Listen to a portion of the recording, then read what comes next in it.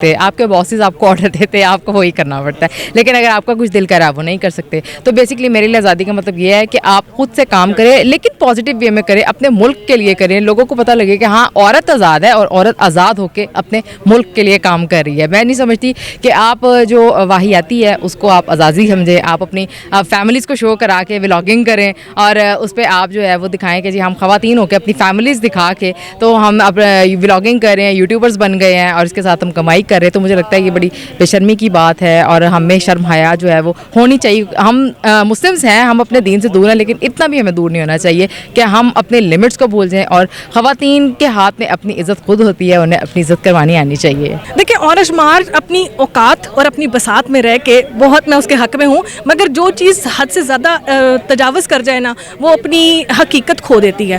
عورت پارٹ میں بہت سارے معذرت کے ساتھ میں یہ کہوں کہ ڈیجیٹل کے بہت سارے لوگ ہیں جن کو میں نے دیکھا ہے اس بار اسپیشلی کہ انہوں نے خود ہی اپنے سے وہ پمفلیٹس بنائے ہوئے تھے، خود ہی ڈیجیٹل کے لوگوں نے، اور وہ عورت مارچ کے اندر ایڈ ہو کے صرف اور صرف اپنے نام کے لیے، اپنی چیزوں کو بڑھانے کے لیے یا اپنے فالوورز بڑھانے کے لیے انہوں نے وہ خود سے جو وہ تھے بروشرز یا جو بھی انہوں نے اٹھائے ہوئے تھے وہ خود ہی لوگوں کو اندر ایڈ کیا اور خود ہی ان کی ویڈیوز بنائی. وہاں پر میں نے خود لائیو اپنی آنکھوں سے دیکھا ہے. نبی پاک صلی اللہ علیہ وسلم کی امت ہے جو اپنی بیٹی کے لیے خود اٹھ کے کھڑے ہو جایا کرتے تھے، تو اور جنہوں نے جو دفن کرنے کا رواج تھا بچیوں کا اس کو جو ہے وہ ختم کیا.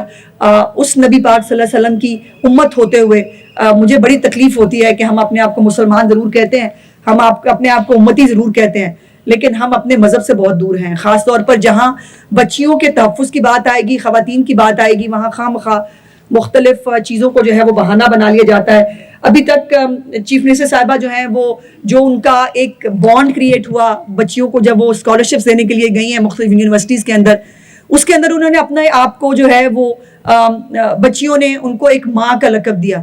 اور انفارچونیٹلی ہم اس ذہنی چند مریضوں کے بھی معاشرے میں رہتے ہیں جنہوں نے پہلے نانی جیسے پاک رشتے کا مذاق اڑایا، پھر ان کا جو ماں کا رشتہ ہے جو انہوں نے بچوں کے ساتھ ڈیولپ ہوا ان کا، اس کو بھی تمسخر کا نشانہ بنایا گیا. تو اللہ ان کو ہدایت دے، چونکہ یہ مرد ہو یا عورت ہو پیدا تو ایک ماں کے وطن سے ہی ہوتے ہیں اور ان کو دنیا میں لانے والی ایک عورت ہوتی ہے.